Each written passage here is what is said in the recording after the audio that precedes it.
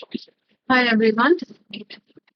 Last lecture पे हमने देखा था कि पोटेंशियल डिफरेंस क्या होता है, इलेक्ट्रिक सेल्स क्या होता है, what is an electric current, current कैसे फ्लो होता है, इलेक्ट्रॉन्स क्या होते हैं एंड एवरीथिंग.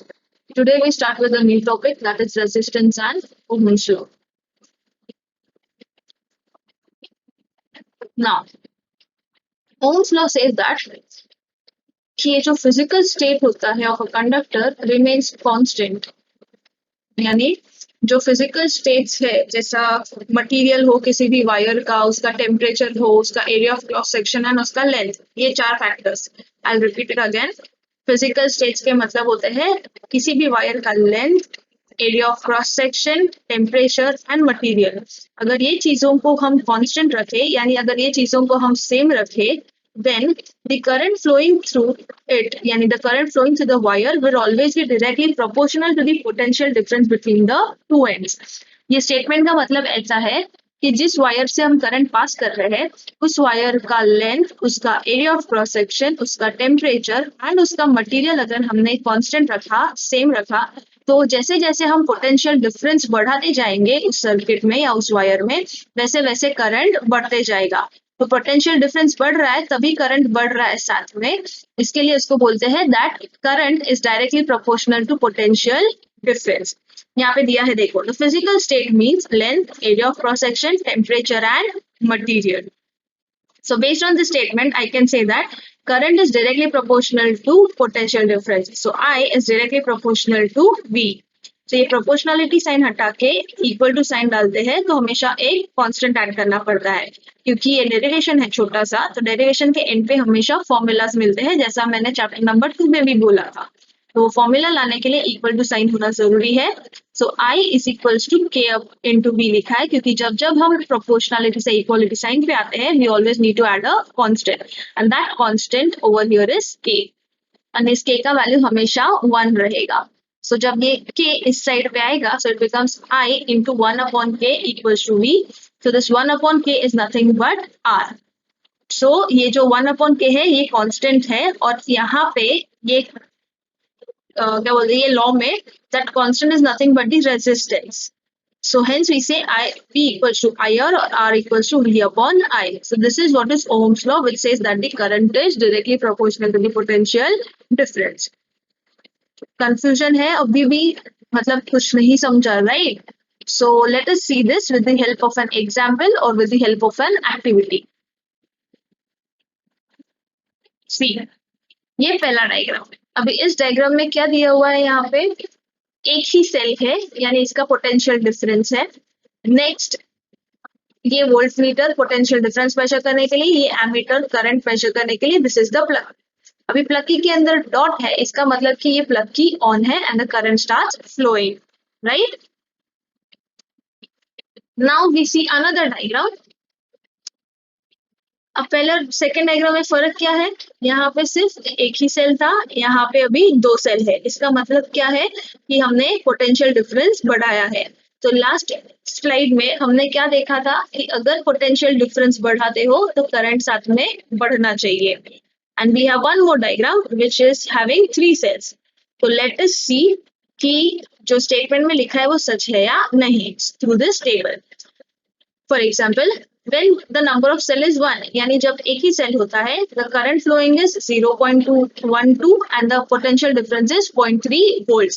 यानी ये एक सेल का पोटेंशियल डिफरेंस कितना दिया था उसने, 0.3 volts. तो उसमें 0.3 volts था, तो करंट कितना था, 0.12.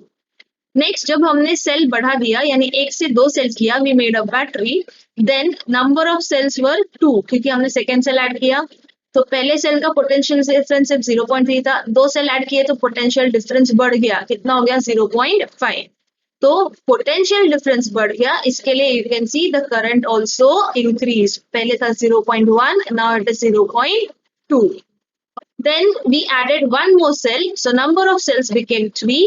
Potential difference increased to 0.75. As you can see, the potential difference is increasing, so is the current. पहले वाले में 0.1, फिर potential difference बढ़ा, current बढ़ा, वापस potential difference बढ़ा, वापस current बढ़ा. तो ये जो statement है ये prove करता है Ohm's law को, that the current flowing in a conductor is directly proportional to the potential difference. इसका मतलब है कि जब जब potential difference बढ़ाओगे तब तब current भी साथ में बढ़ेगा. And it always says, see, the value of I increases, the value of V increases. The ratio will always remain constant. भले ही इंक्रीज करो क्योंकि करंट बढ़ रहा है साथ साथ because of potential difference increases. तो ये जो ये अपना रेंज है, रेशियो है, sorry, the ratio V upon I will always be constant. तो आप ये कैलकुलेट करके देख सकते हो. 0.3 upon 0.12, that is 2.5. Next value is also 2.5 and this is also 2.5. तो ये जो constant values आ रहा है, ये constant values को हम बोलते हैं resistance. अब समझा? I'll repeat it once again. Number of cells बढ़ता है, पोटेंशियल डिफरेंस बढ़ता है, पोटेंशियल डिफरेंस बढ़ता है तब करंट बढ़ता है. But even though the current is increasing and the potential difference is increasing, the ratio of V upon I, इसका वैल्यू हमेशा कांस्टेंट रहेगा and that constant value is nothing but called as the resistance. Now it is clear. So that is what was given in your last slide, and because of that derivation we have the formula V upon I equals to R, therefore V is equals to IR. So this was all about Ohm's law. Now we understand what exactly resistance is.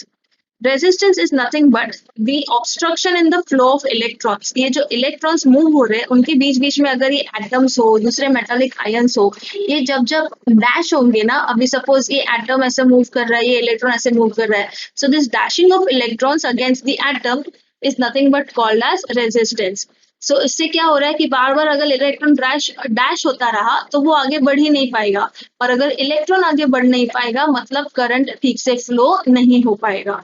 तो ये जो current ठीक से flow नहीं हो पाता है, that is because of this resistance. So resistance is nothing but the obstructions created in the path, यानी obstructions created in the flow of this electrons. So that is called as resistance. The unit of resistance is called as ohm because of the scientist George Simon Ohm. ये आपके text books में दिया हुआ है, please go through that textbook as well. Ohm का symbol is this omega. Ohm ऐसे represent करते हैं. तो हमने किया था V upon I equals to R, therefore R is nothing but V upon I, जैसे हमने यहाँ पे किया था. V upon I is equals to R, hence we write it as R equals to V upon I. अब जैसे हमने 1 volt का डेफिनेशन किया है, 1 एम्पियर का डेफिनेशन किया है, similarly will define what is 1 ohm. Now 1 ohm का मतलब होता है कि अगर दो एंड के बीच में, यानी पॉजिटिव एंड और negative end, higher potential low potential, अगर किसी भी इस कंडक्टर का potential difference is 1 volt and it is allowing 1 ampere current to pass through it. I'll repeat it once again.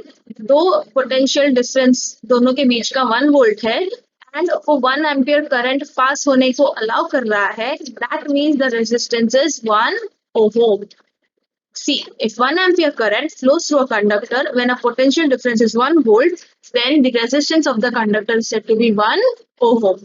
Hence, we give the formula 1 ohm is 1 volt upon 1 ampere. Symbolically, we write ohm, volt ka V, ampere ka A. So, this is the formula for 1 ohm. Please remember it. ये बहुत important topic है. Now, when you are done with resistance, you will also understand what is resistivity of a conductor. So this I will continue in the next video.